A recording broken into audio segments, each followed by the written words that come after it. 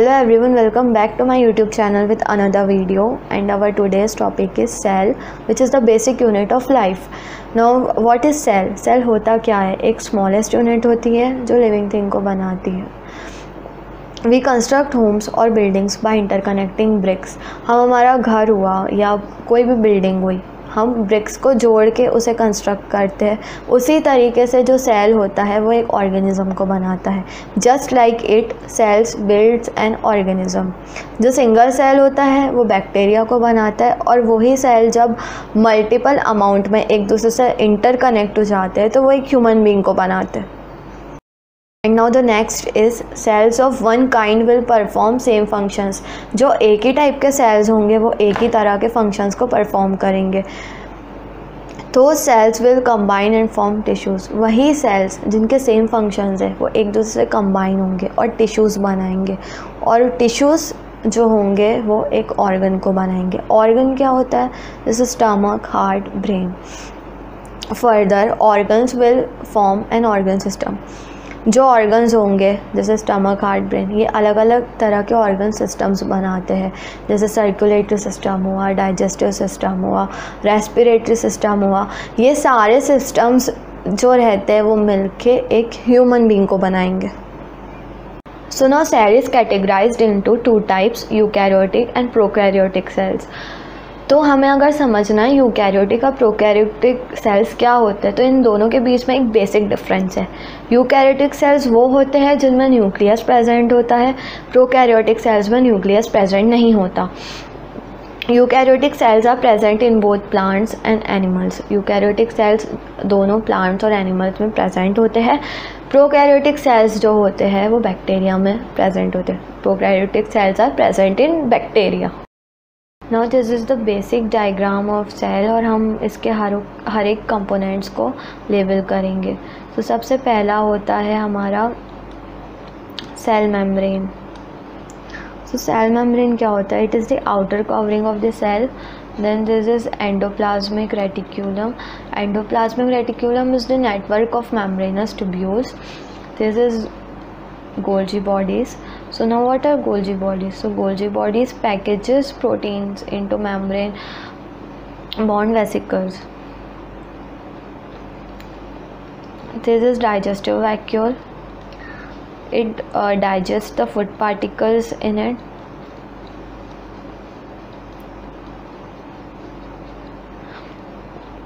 These are lysosomes. So lysosomes contains hydrolytic enzymes in it. This is the food particle with food vacuole, which contains food particle in it. These are the food particles. Now what is the process of endocytosis? So when the food particle enters the cell, then process of endocytosis takes place. Now what is exocytosis?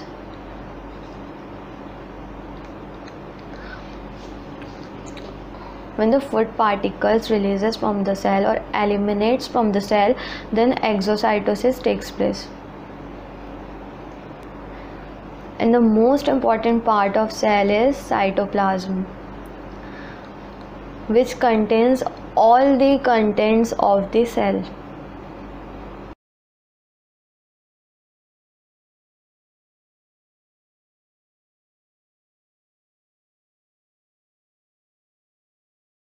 तो अब हम cell के सारे parts को step by step समझेंगे. तो first होता है cytoplasm. It is jelly like fluid that fills the cell. जो साइटोप्लाज्म होता है एक जेली लाइक फ्लूइड होता है जो सेल में भरा हुआ होता है. Made up of salt and water. Cytoplasm salt या वाटर का बना होता है. Contains all the contents of cells और cell parts in it.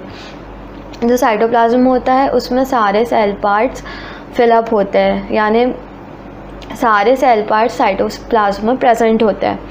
And also contains enzymes in it. इसके साथ साथ साइटोप्लाज्म में एंजाइम्स भी प्रेजेंट होते हैं. Now there are two basic functions of cytoplasm. First is it helps in giving shape to cell. जो cytoplasm होता है वो सेल को प्रॉपर शेप देने में हेल्प करता है. Second, it keep organelles at its respective places. Cytoplasm organelles को उनकी प्रॉपर प्लेसेस पे रखने में मदद करता है। इफ़ अगर साइटोप्लाज्म प्रेजेंट नहीं होगा तो कोई भी मटेरियल एक ऑर्गेनेल से दूसरे ऑर्गेनेल तक ईजिली पास नहीं हो पाएगा। So now the second part is the cell membrane. जो सेल मेम्ब्रेन क्या होती है? Cell membrane is the outer covering of the cell. Cell membrane को हम प्लाज्मा मेम्ब्रेन भी बोलते हैं and it is made up of lipids and proteins. ये लिपिड्स एंड प्रोटीन्स की बनी होती है। सेल मेम्ब्रेन का काम क्या होता है? जो सेल मेम्ब्रेन होती है वो सेल को प्रोटेक्ट करती है एक्सटर्नल एनवायरनमेंट के कांटेक्ट में आने से। सेल मेम्ब्रेन दोनों में प्रेजेंट होती है, यूकैरियोटिक एंड प्रोकैरियोटिक सेल्स। सो कुछ मेन फंक्शंस होते हैं सेल मेम्ब्रेन के। तो फर्स्ट होता है स्ट्रक्चर। जो सेल मेम्ब्रेन होती है वो सेल को एक प्रॉपर स्ट्रक्चर देने में हेल्प करती है। Second, it regulates materials that enter और लीव द सेल। ये उन मटेरियल्स को कंट्रोल करती है जो सेल में एंटर होते हैं और जो सेल से बाहर निकलते हैं। It allows only certain molecules to enter the cell.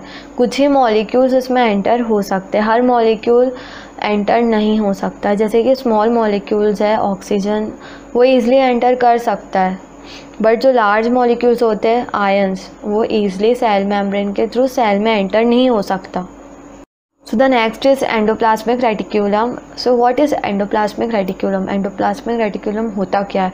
It is a network of tubules and flattened sac. ये एक नेटवर्क होता है ट्यूब्यूल्स और फ्लैटेंड सैक का।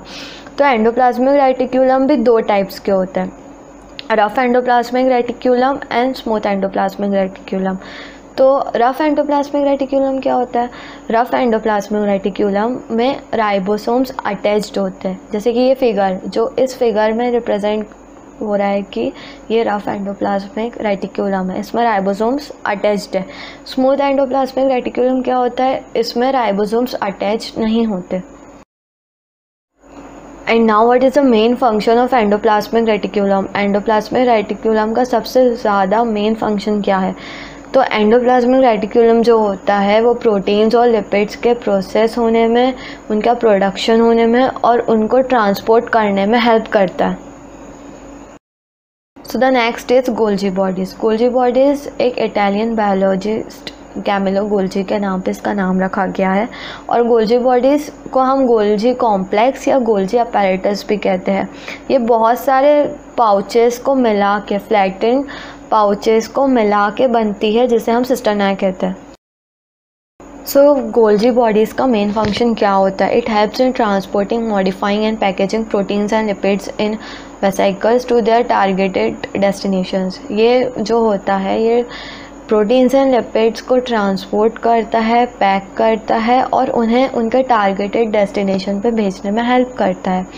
जो गोल्जी बॉडीज़ होते हैं जनरली सेल्स में एक या एक से ज़्यादा होता है, बट प्लांट सेल्स में ये हंड्रेड्स में प्रेजेंट होता है।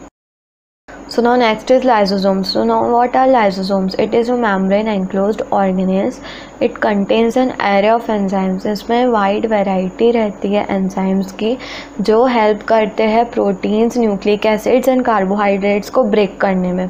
इसका मेन फंक्शन होता है कि ये as a digestive system function करता है सेल में।